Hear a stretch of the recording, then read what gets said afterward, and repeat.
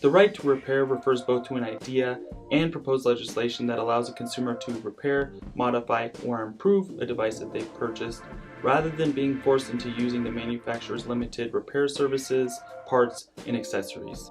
Repair.org states that there are over 3 million Americans that work hard every day to keep our cars, computers, appliances, and other critical infrastructure operating smoothly. These individuals and companies provide work and jobs and also allow the owner of electronic and other devices a way to save money.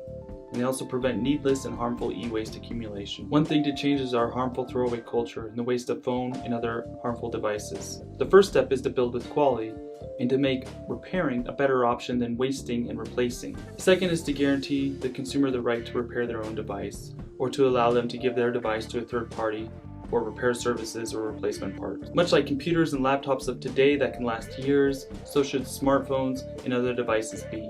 Repair and support professionals are necessary in order to save the consumer money, to prevent harmful e-waste, and to create a long-standing industry that guarantees jobs. The right to repair started as predominantly a U.S. movement, which has gained a lot of traction in the past decade. In 2012, Massachusetts enacted the Motor Vehicle Owners' Right to Repair Act. The legislation mandated that the automobile manufacturers provide transparency and documentation that would allow anyone to repair their vehicles. And in 2018, nationwide, all of the automobile trade organizations agreed to abide by the principles in this act.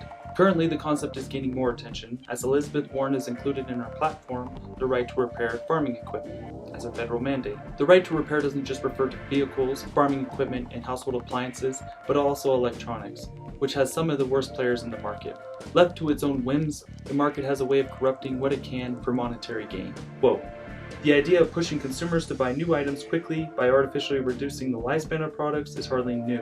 In 1929, Phoebus, a cartel between Osram, Philips, Tungsram, and General Electric, ensured that light bulbs did not exceed an expected lifespan of 1,000 hours. This cartel was dissolved in 1939 when Eastern European manufacturers started producing low-cost bulbs."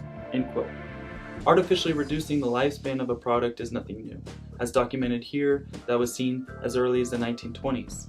Doing such should have potential blowback, revenue and legal-wise. Purposely pushing products with known pollutants into waste management should have consequences.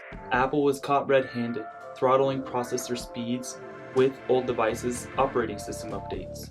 Quote, "In late 2017, users of Apple Inc. older iPhone models discovered evidence that recent updates to the phone's operating system, iOS, was purposely throttling the speed of the phone. Apple responded initially that the goal of the software was to prevent overtaxing the older models of lithium-ion batteries to avoid unexpected shutdowns of the phone.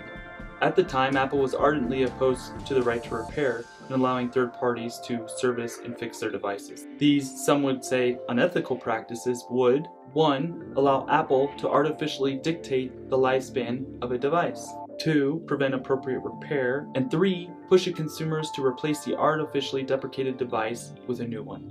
If there's a history of such acts and current examples, as well as policies and warranties that do not allow a consumer to modify or repair their device, why shouldn't consumers fight back? And because of this pressure, companies are feeling this outside pressure after being caught manipulating their products. For example, Apple, after being sued for throttling their devices, as well as being sued for the right to repair in Australia and Norway right now, have given way and do allow some independent repair shops to service their devices. But this is after being caught and after their massive lobbying effort to kill bills and state legislators that would cement the right to repair on paper. So there are organizations out there that support the right to repair. For example, the Repair Association was founded in 2013 after the Right to Repair Act in Massachusetts in 2012. And they focus on the digital and electronic space. Their support and ideologies are demonstrated through the following. Quote, "The issue goes beyond cell phone unlocking, because once we buy an object, any object, we should own it. We should be able to lift the hood, unlock it, modify it, repair it without asking for permission from the manufacturer. But we really don't own our stuff anymore, or at least not fully. The manufacturers do. Because modifying modern objects requires access to information, code, service manuals, error codes, and diagnostic tools.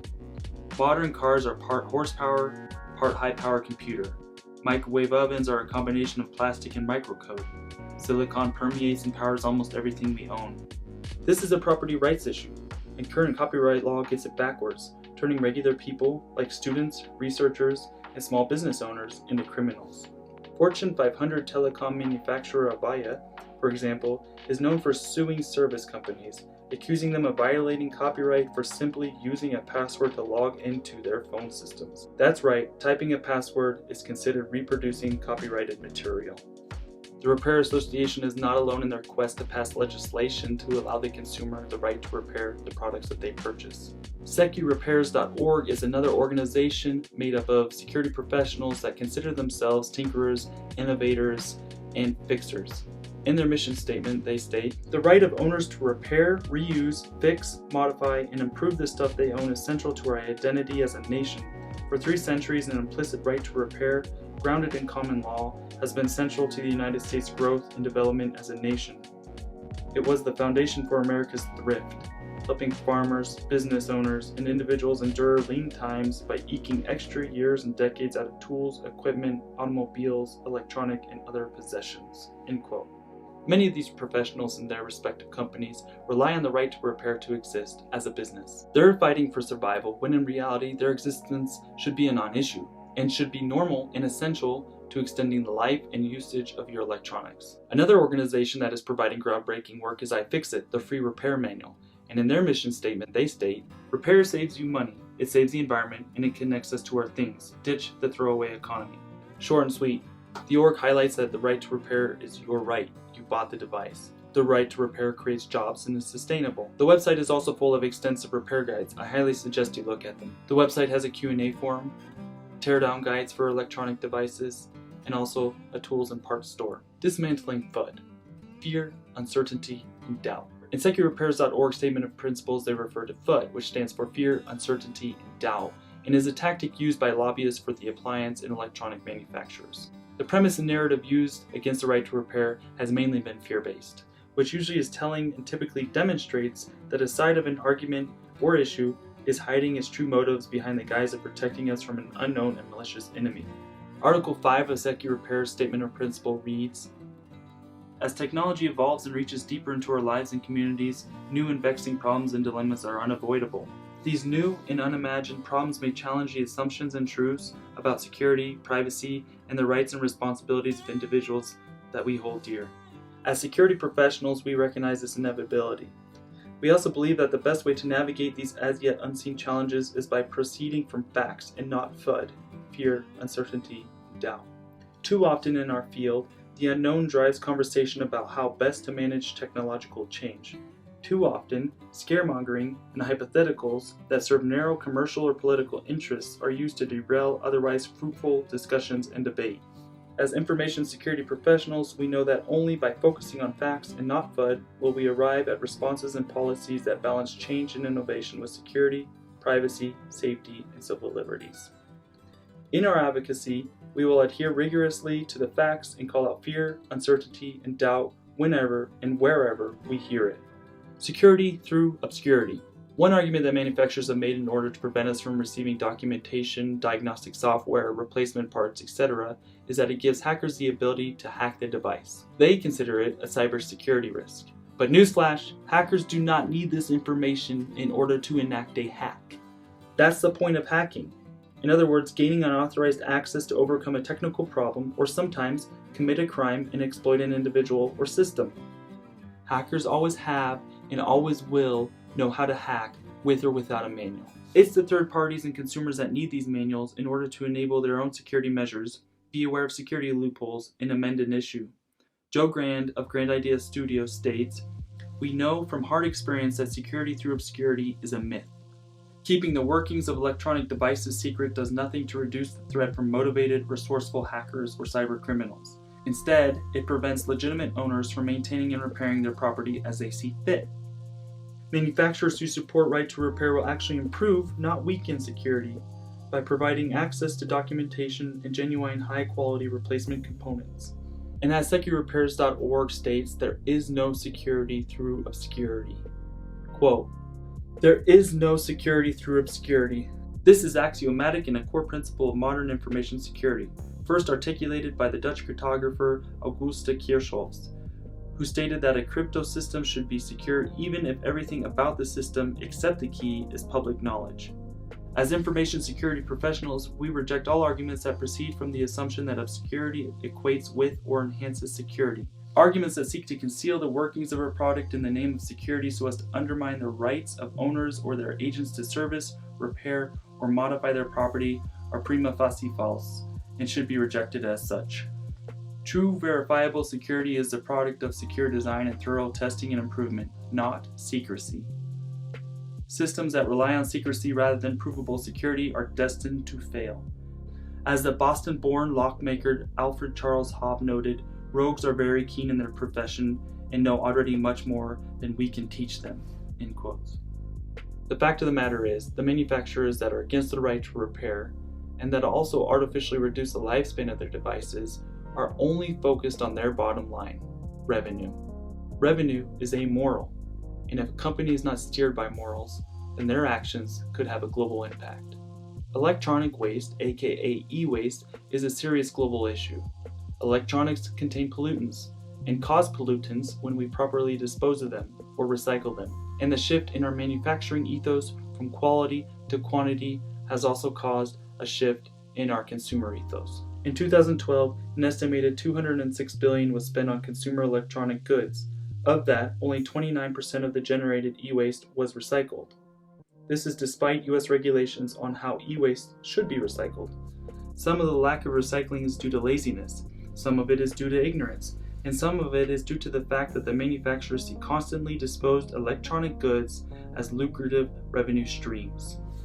More concerning than monetary costs are the costs on the environment by wasting electronic products that don't need to be immediately replaced. E-waste leads to air pollution, water pollution, soil pollution, and also information security issues, which is caused by tossing away devices with personal info on it. Not only does producing the electronics cause pollutants, but also disposing of the electronics causes pollutants. This is especially when the products are not properly disposed and the pollutants in the devices itself seep into the soil and water. Not to mention those that burn the devices in order to obtain the copper that is in the devices. The list goes on, but that is not the sole focus of this video. Without the right to repair, we will only see an increase in e-waste and its dramatic impact on our environment. Codifying the right to repair would be one approach to reducing e-waste. Not only will third parties help elongate the lifetime of a device, but manufacturers will be forced to return to quality in order to remain competitive. Manufacturers will again create a quality product that lasts for longer periods of time, a product that isn't, by design, programmed to fail after an artificially created lifetime for the device. Why fight for your right to repair? Beastie Boys! First and foremost, the most logical argument for the right to repair is that when a consumer buys the device is now their property. The manufacturer cannot dictate the terms of use when it comes to supplementing or repairing the device. The only gray area here should be how your actions impact their warranty. The following is a synopsis of arguments covered in this video for the right to repair. The cure for unsafe products is more repair. The cure for getting rid of faulty parts is more repair, not less. The right to repair protects third parties and consumer rights. It creates a competitive market as it encourages compatible repairs at cheaper costs. It is more environmentally friendly. The focus is on a fix instead of disposing of and replacing a device. It promotes innovation, figuring out repairs, legitimate accessories and parts development, etc. It fosters a 3 million job industry with potential to grow. The way forward with right to repair. With legislation pending in 20 states, California being the most recent, which has huge impacts on the tech industry, with the right to repair being part of the national discourse during the presidential election, with Apple's recent decision to allow some independent stores to repair their devices, with current lawsuits filed against Apple for artificially reducing a device's lifespan, and with general public sentiment, things are looking pretty good for the right to repair. Regardless, there's still work to do. You can contact your local, state, and federal representatives and encourage them to create legislation for and vote for the right to repair. In the meantime, until the right to repair is codified, it's important to focus on how to reduce e-waste. 1. We can push for legislation that requires brands to offer a buyback or return systems for old equipment. This would force their hand to intentionally build a quality device designed to last as long as possible. 2. Manufacturers should also be required to help develop e-waste sites in other countries instead of just dumping our waste there. This is too much of a global waste hazard. We cannot throw away and forget our devices. They still exist somewhere and become someone else's problem. 3. Sell your used device to someone you know or a third party, but first learn how to properly clear your device for security purposes. 4. Donate your device to a good cause, friend, or a family member. For example, cell phones for soldiers. We'll leave that link in the description. The most compelling and encouraging recent development for the right to repair was in 2017, in the U.S. Supreme Court's ruling Lexmark v. Impression Products. Noted in the ruling is, quote, when a patentee sells an item, that product is no longer within the limits of the patent monopoly, and instead becomes the private individual property of the purchaser. That point is exhaustively covered in this video. When you purchase a product, you are the owner. It's not some innate leasing agreement between the manufacturer and the purchaser. You're the owner. If manufacturers don't want consumers to go to third parties or to buy replacement parts, then build something that's meant to last. Build it with quality. We are surrounded by monopolies, especially in this new age tech world. But this is one space that manufacturers will not be allowed to dominate and manipulate. The right to repair is positive for cost savings, innovation, job creation, and reducing e-waste. You have to only be focused on one thing if you're against it: greed. So move over, greed. We'll fix this.